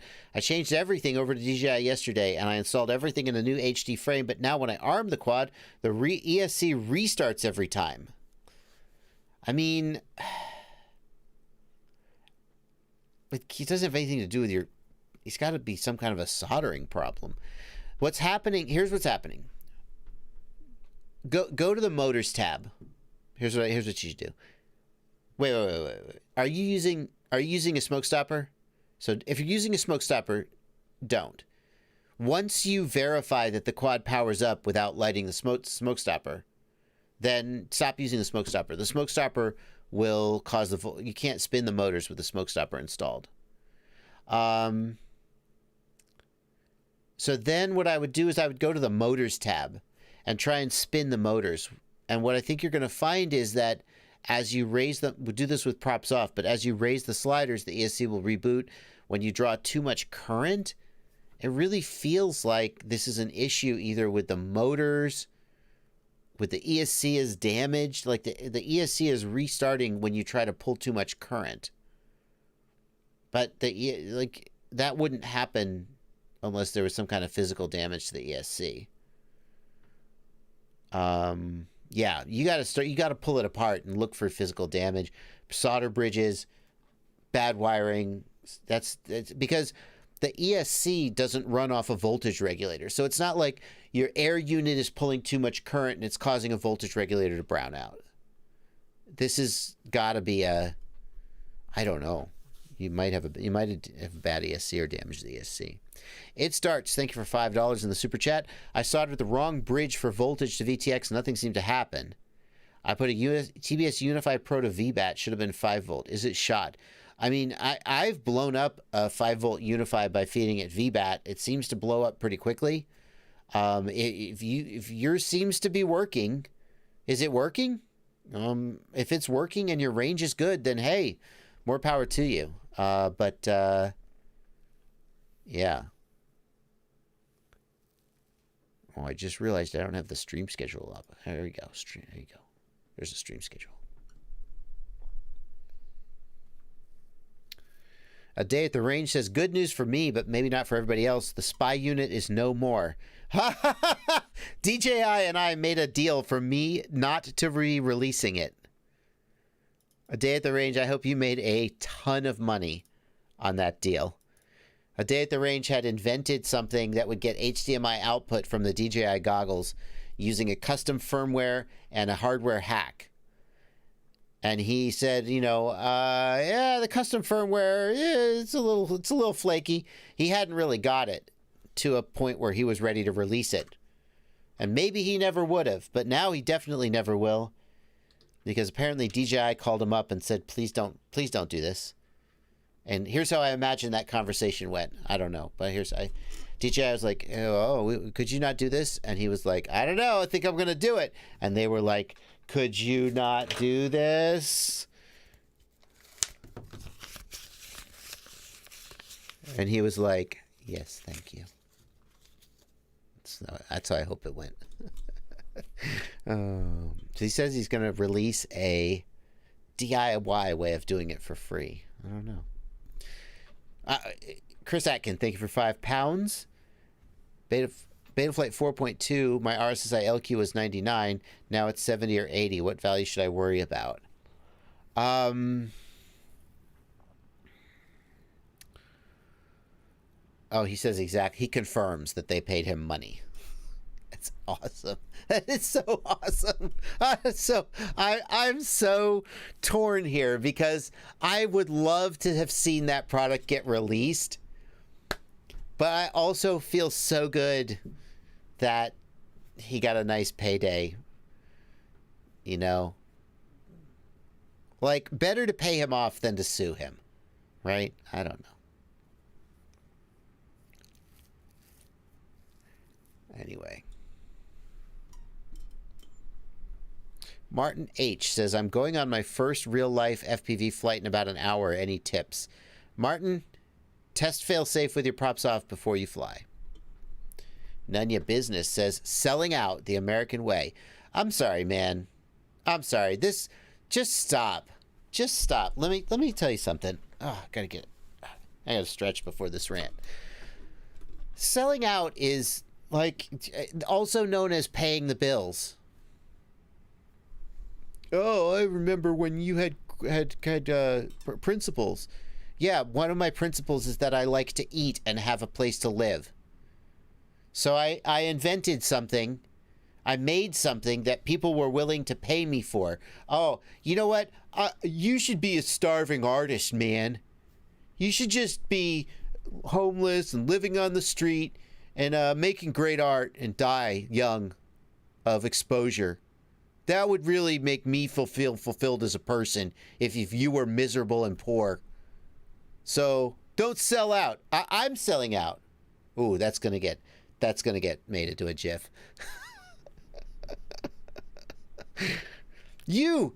Please stay principled and poor. But I'm gonna work my 9 to 5. You're selling. Do you have a job? Do you have a job? This day and age, a lot of people don't have a job. Sorry, people who are unemployed because of a global pandemic that just completely wrecked the entire global fucking, pardon my French. Jesus. Sorry, people who don't have a job. If you have a job, are you selling out? You're a sellout, man. Look at you working the phones at a customer service call center. What a sellout. You used to do tech support for the love of the game. Now you just do it because you like food and a house and video games to play and a TV and see your children have clothing. Sellout. Nobody's a sellout. I don't know. I mean, I get it. I know what you mean. I know what you mean. There's a difference between somebody doing something for free just because they want to do it and somebody doing something because it's their job. And there's a streamer that I watch, a video. He's not a streamer. Actually, these days he is a streamer. Everybody's streaming these days. There's a guy I used to watch. I've been watching his channel. He does video game Let's Plays and commentaries and tutorials. And I started watching him 4 years ago when he was nobody and nothing and he didn't know who he wanted to be as a streamer. And he was just like, hey everybody, today we're going to do this a challenge in this video game. We're gonna do a walkthrough, and I still go back and watch those videos sometimes, just sort of in the background, just because they have such positive memories associated with them. And today, I go watch these videos. It's like, hello everybody, it's I'm the streamer. Today we are gonna be playing the yada yada. He's different. I miss the old, but I don't feel bad for him that he reached a point where he could become a pro. And being a pro is different than being an amateur. I'm happy that he sold out to the YouTube algorithm. He's a sellout, man. He's a full-time YouTuber now. He makes content. He makes different content than he used to make. But I'm happy for him. At the same time that I miss who he used to be. No, none of us are the same person that we used to be 20 years ago. I got to tell you, listen to this. If you're the same person that you used to be 5 years, 10 years ago, isn't that kind of sad? Like, I'm not trying to, maybe I'm wrong. You're going to tell me why I'm wrong. Isn't that kind of sad? Like, if there's a guy, and let's pick on musicians, because musicians are often accused of selling out. There's a guy, and he's a musician, and he's like making music, and he's got no money, and he's just busking on the street. And 10 years later, he's doing the same thing. It's like, well, I mean, I guess good for you. You're doing what you love, but also, you haven't gone anywhere. Like, are you still happy with your life? Have you grown as a person? Obviously, whether he's grown as a person is different. It doesn't depend on whether he found financial success as a musician, but I don't know. People change is my point. People change. Whether that translates to them, I don't know. Personalities are supposed to evolve. That's my point. Will Garcia, thank you. I guess what I'm trying, I don't mean to, that example kind of went the wrong direction, because that example suggests that if you have a job that you love and you don't make a lot of money at it, and you just do that for 10 years, then your life is not a success. That's not what I meant to suggest. I didn't mean that. What I mean is that people change. And if someone goes 5 years or 10 years and they don't change as a person and evolve as a person, that's sad. That's wrong. And one of the ways that people change is sometimes they change from doing something for free to making money at it. And then people are like, oh, just sell out. Anyway. I know, Chris, I didn't get to your question yet. I got off on a rant. A sellout is a person that's paid to lie about something. Now, that doesn't mean that selling out isn't a thing. I do agree. Sellout is a thing. A person who starts out with integrity and then just comes in one morning and is just like, such and such is the best. Such and such pays my bills now. Yeah. I mean, there's a difference between going from being an amateur musician to being a professional musician. And now you've sold out. You're doing it for the money, but you're still doing it. Whereas if you start as a YouTuber and you're doing, tutorials or whatever, and then one day you're just like, this stream sponsored by so-and-so, and that's all you talk about. I mean, you've changed your content at that point. Even then, I'm not mad. Even then, there's streamers I watch, and they're like, they're a streamer, and they're like, this stream's sponsored by so-and-so. I'm like, hey, he's got to pay the bills. I don't know. Lying. I don't know.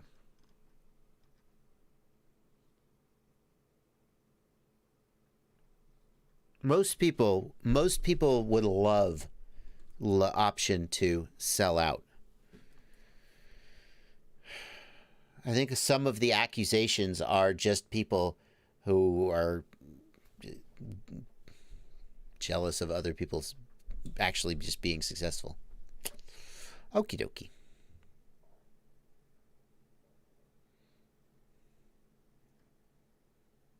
All right.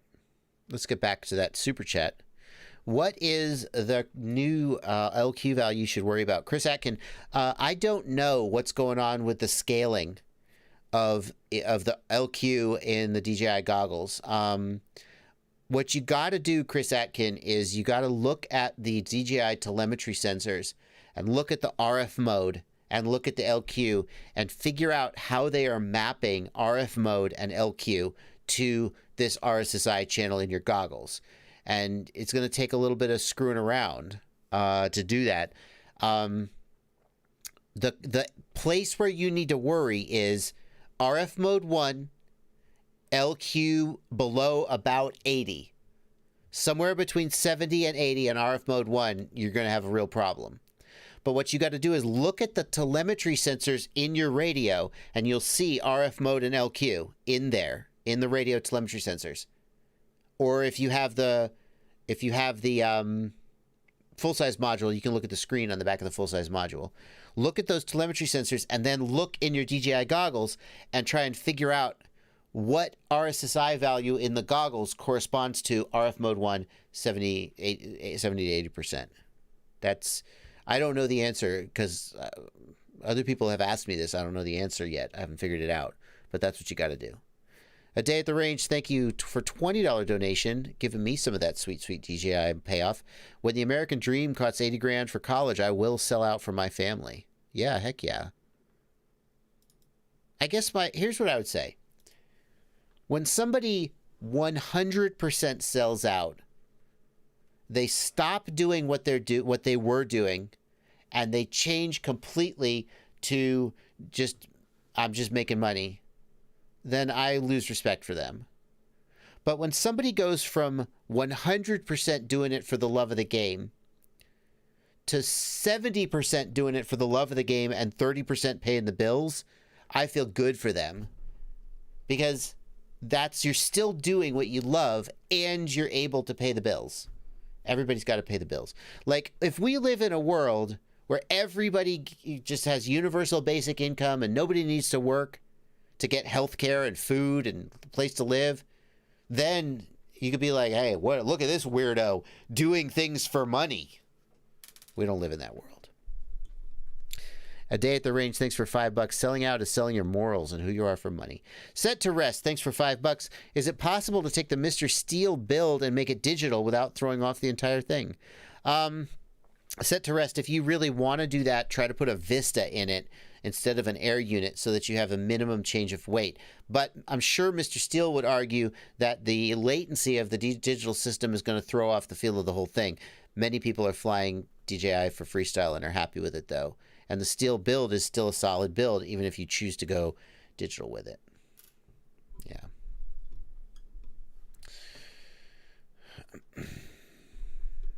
Suraj Patel is going to make a drone for $210.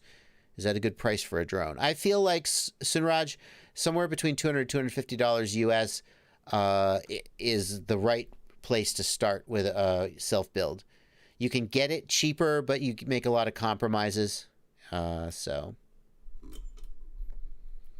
J-Rod's World says, I have a Vista with KISS, a Session, and a 6S 1000 milliamp hour, weighs 628 grams. MK says, Steel flew DJI yesterday and liked it. That's not possible, MK. Oh, that video was stingy, wasn't it? I got to go watch that video. Steel flew DJI and liked it? What changed?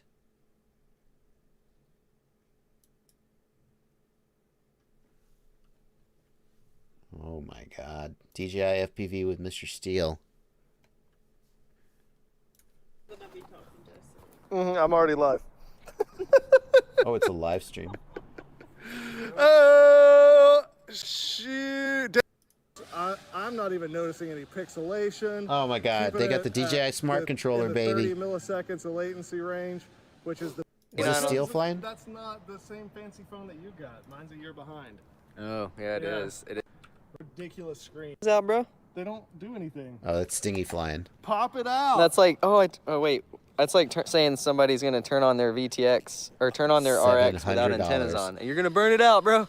Should I get a Smart Controller? All right, so for starters, let's just fly a little bit around like where we normally do. So normally Stingy's been flying DJI for a while. Exterior section of the building. If you wanted to push your analog system, you would come up. Oh wait, not even the right floor. All right, I'm not going to just spend the whole live. I kind of want to watch this video, but I'm not going to take your time watching this video. You want to see Steel? I doubt he is going to switch to DJI. He just doesn't like DJI. Steel has way too. Doesn't Steel? He has way too much investment in TBS. Like TBS makes his motors, his build, right? And TBS makes unifies. So I just don't see a world where Steel could like DJI. Anyway, he said he might build a dedicated DJI quad to mess around with. I would have a lot of respect for Steel if he did start saying positive things about DJI, because, I mean, obviously I respect him anyway, but I assume that he's got way too many ties to TBS, who has way too much investment in analog, that it would sort of hurt his bottom line if he supported DJI in any way. So I would feel like he probably was being honest if he was saying, oh, it's DJI, there's something to it. Yeah.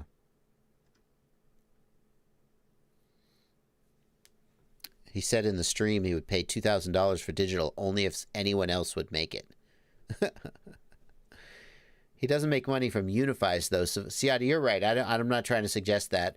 What I'm saying is that Steel and Trappy are very, very close and have financial ties, right? Because TBS makes his motors, and I don't know all of the ins and outs, but I just feel like they're very, very close business partners. So, seems like there might be some motivation there. I guess what I'm saying is when Steel said, I didn't even fly DJI. I remember back when it first came out and he was like, I didn't even fly DJI. You're close, but no cigar. I was like, yeah, that makes sense. It makes sense that he would just kind of be predisposed to dislike this.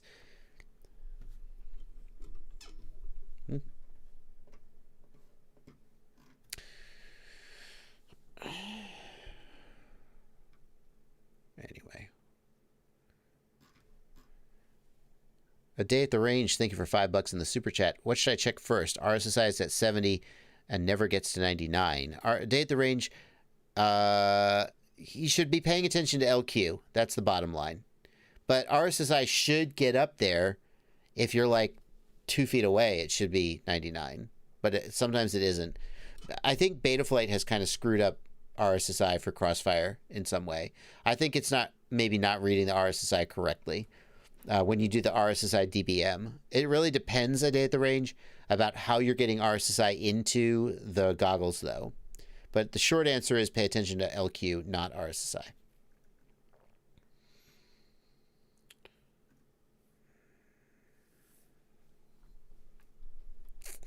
Doghouse FPV wants to know how close a prop can come to a canopy before there's any issues.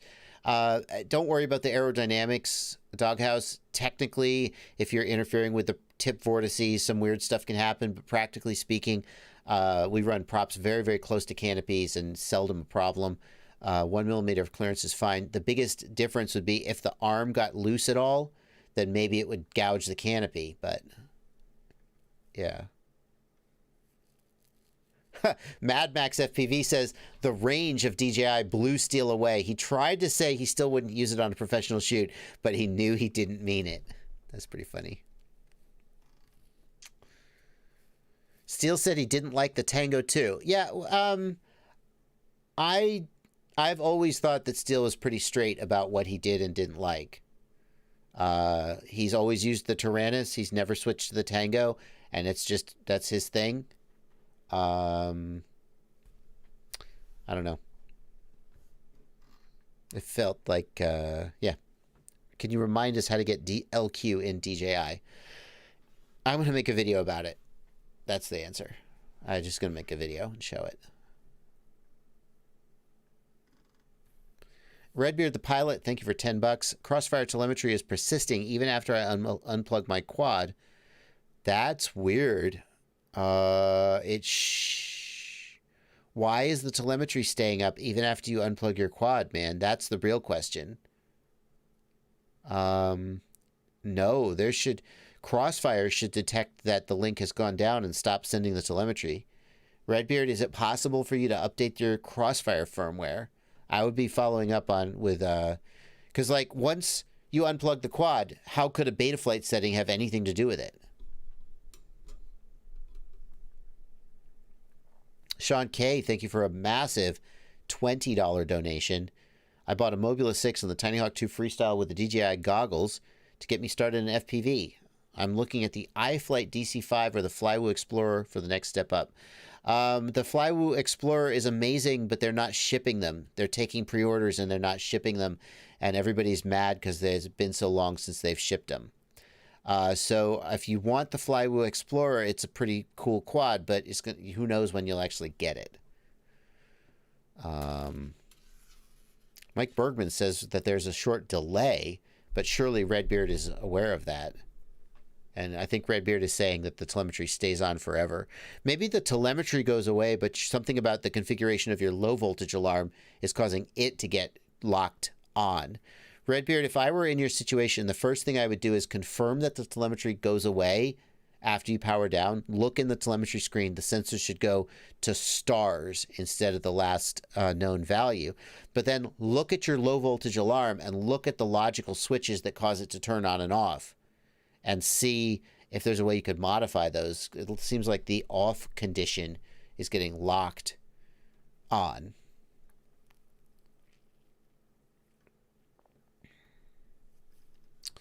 Can the Fat Shark Recon V3 have Betaflight OSD? Any analog goggle can have Betaflight OSD.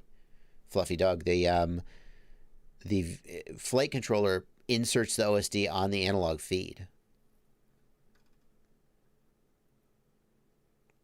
Yeah. The Flywoo Explorer is a long-range specialist, not great for freestyle. That's true. The iFlight version of the Flywoo Explorer, iFlight is coming out with a 4-inch long-range quad. They have it in, I think it's 37 or 3800 kV. And I asked, they said, which they're going to send it to me. And they said, which kV do you want? The 2900 kV or the 3700 kV? And I said, well, the comparison to the Flywoo Explorer, it has low kV motors for long flight time. And they were like, yeah, but it kind of can't, it doesn't have a lot of punch. So you may want to stick around for the iFlight version, which will have higher kV motors and potentially will give you a little more freestyle, but less flight time. If you want that 30 minutes of flight time, you want the lower kV motors. Arrow Winters just got a Flywoo Explorer ordered August 15th.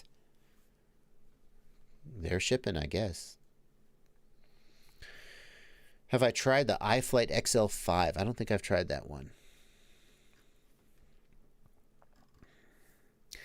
We are coming to the end of the stream. It is 10 minutes to the end of the stream. I saw Aaron Ciotti there in the chat. Ciotti, you going to be streaming today? Blitz just unretracted his question. What are 3 things you can do to introduce less latency into your TX signal? To reduce latency, use a protocol with low latency. F-port has less latency than S-bus in most situations. Crossfire has less latency than FreeSky in most situations. Use a low latency. Spectrum actually has really low latency, although I wouldn't recommend going to a Spectrum receiver just for it. Turn off the ADC filter in your OpenTX radio. However, if you have old potentiometer gimbals, it'll introduce a lot of jitter. You need good quality gimbals for that. Turning off the ADC filter removes, I think it's 2 or 3 frames of latency. License to Drive in the best case, Ghost has lower latency than Crossfire. In the fast race mode, it has lower latency. But the other thing you can do, I mean, latency needs to be thought of as a complete loop. So camera latency is a place to lower latency. If you're flying analog, going with a very low latency camera, like I think the Foxeer Toothless is a low latency. Like, is that one of the 4 millisecond ones? If you go with like a 4 millisecond analog camera compared to like a 25 or 30 millisecond camera, you're taking a lot of latency out of the loop.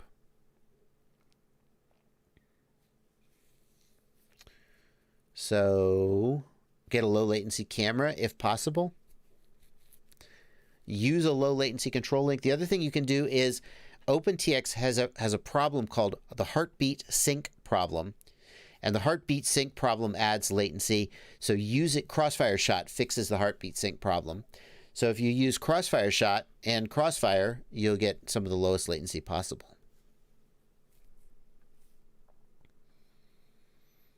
Should I switch my gimbals from the stock X9D to the Hall effect ones? Pablo, what I would do is wait for your gimbals to stop recentering reliably. That will tell you that they're worn out and need replacement. And once that happens, then get the Hall effect gimbals and they'll last much longer.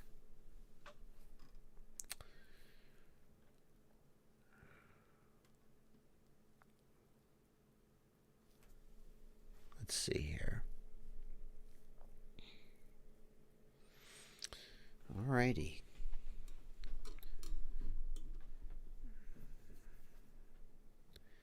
What do you think about the new DJI FPV quad? What do you expect? I mean, Marco Cristalli, I'm not even sure that's been confirmed that that's happening. Some people just saw a patent application and started guessing. So if there's actual information, I'll look at it, but I don't think there is. Is there? Eric Garzillo, there will be a September giveaway. Yeah, I do a giveaway every month. There will be a September giveaway. It's just, wow, it's like the 20th. Yeah, September's been a weird month, so. Do brushless motors degrade over time and become less efficient? Aju Jacob, the bearings can get worn out, and yeah, that can happen. A lot of times what will happen is the bearing will get worn out, and you'll get a lot more vibration, more so than efficiency loss. Abraham, thank you for $2. Is VTX latency a thing? No. The VTX adds almost no latency because it doesn't process the signal at all. It just translates it. So the VTX, I mean, obviously there's a tiny amount of latency as the signal goes through the VTX, but it's probably like nanoseconds or picoseconds. I don't know. VTX latency is essentially negligible because the VTX doesn't process the signal at all. By the same token, the receiver module has essentially zero latency because it doesn't process the signal at all, or the processing that it does doesn't add latency. Can you recommend a split camera that would fit a Whoop? LED Sled 01, I don't know about that. A Whoop with a split camera. There's 3-inch quads with split cameras, and there are some 75 millimeters with like the Mobula 7 HD. But do you mean a true 65 millimeter Whoop LED sled? I guess the one that I thought was pretty good was the Runcam Split Nano. I tried this on the HX115 HD. Oh, look, here's my video right here. And I thought this one was pretty good, but that's not going to fit on a true 65 millimeter Tiny Whoop. I don't know if anything will. Runcam Split 4. How small is that one?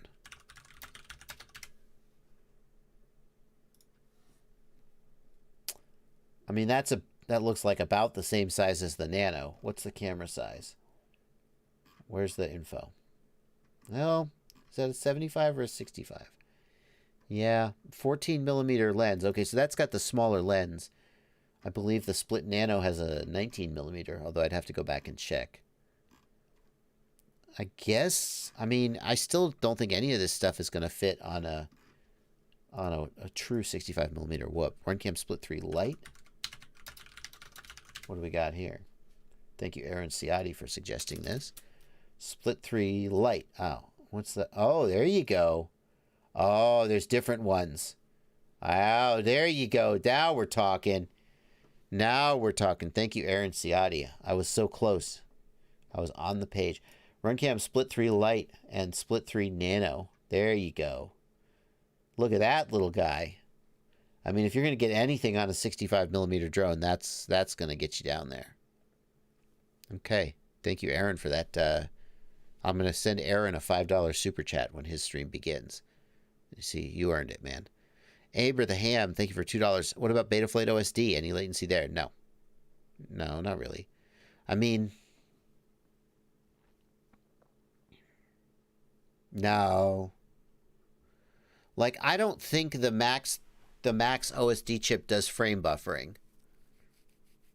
I don't think so. I think it manipulates the analog signal in real time. So, Mr. Dagan, sorry, Aber the Ham, I don't think Betaflight OSD adds any, oh, sorry, wrong scene, adds any latency. Mr. Dragon, thank you for $5. What about that premium build you're doing? Still working on it, man. Here's the status, and then I'm going to sign off and let Aaron Ciotti take over. Oh, Ciotti says, how much do I need to super chat for you to go a bit long here? Okay, I could go a little long. Aaron.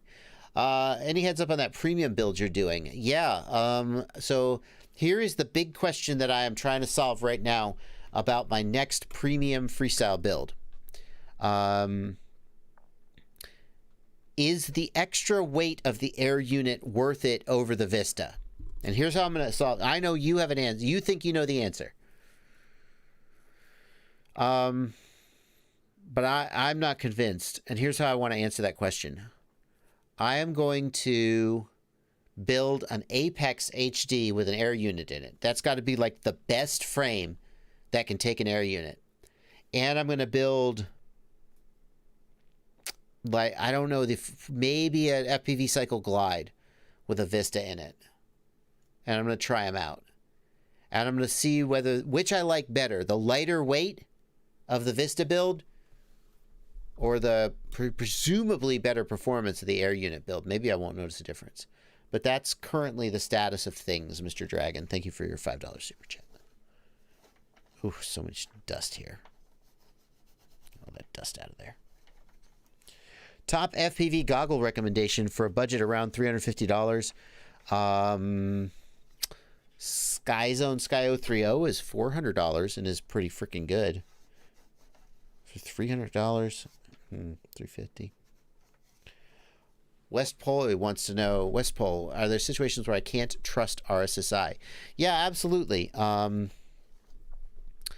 If you have a situation where there's a lot of interference, then RSSI won't tell the whole tale. You can get interference that knocks you out of the air. Tyrannosaurus Rex says, no, Tyrannosaurus Rex says, all the voltage warning guides I've seen are missing something to turn off the warnings when the battery's unplugged. They use RSSI, but the way it's set up only prevents an initial warning. Doesn't RSSI sensor go to 0 when you unplug, though? I set up a voltage warning with RSSI, but I thought that it went to 0 when you unplug. Oh, good question. Orisala wants to know, I put the new Hero 9 with horizon leveling on an FPV drone. Will it take videos like a Mavic? Good question. The horizon leveling feature is pretty freaking cool. The GoPro Hero Max has it, and I thought it was pretty amazing when I first saw it. It's just whichever way you tilt the camera, it takes level video. I didn't think it would work that good on a FPV drone because you literally flip upside down.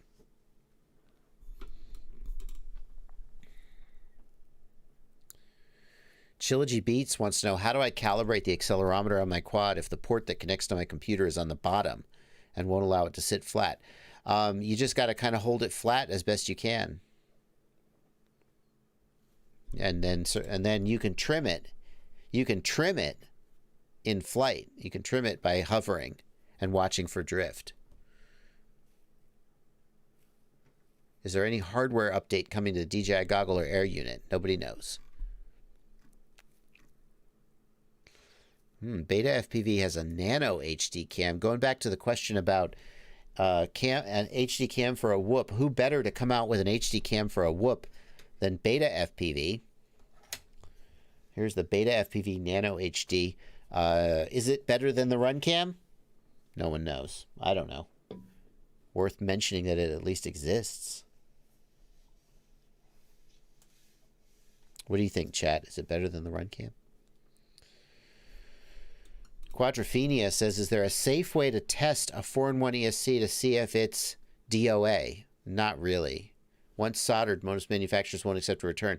Yeah, I mean, Quadrophenia, you could power it up and see if it smokes, but after that, you just got to hope that you buy from a manufacturer who will take care of you. Ciotti FPV is ready to start. He's back from the bathroom, and he's going to be starting his stream. He is posting the link to his stream. That is going to do it for me. I will see you guys tomorrow evening at 8 p.m. Eastern Time and throughout the week, as always. Thank you guys so much for watching. Thanks for coming out. Thanks to everybody who donated in the Super Chat. Thank you to my patrons over in the Discord for making it possible for me to sell out. I did sell out. I sold out to my patrons. And it's the best kind of selling out I can imagine, because every month, several thousand people just decide to give me a couple bucks. And, you know, whenever I, you know, if I was, which I'm not, taking money from sponsors or whoever, I might sit up at night and go, am I doing the right thing? But if I just go, hey, I helped you. Oh, you give me a couple bucks? Thank you. That's the purest kind of support I can imagine. I'm incredibly proud of it. Thank you so much to my patrons in the Discord. Thanks so much to everybody who came out in the chat. And thanks to Mr. Aaron Ciotti for giving me an excuse to leave at 3. I would keep streaming, but you know, Ciotti's going, so. See you guys tomorrow. Happy flying, everybody.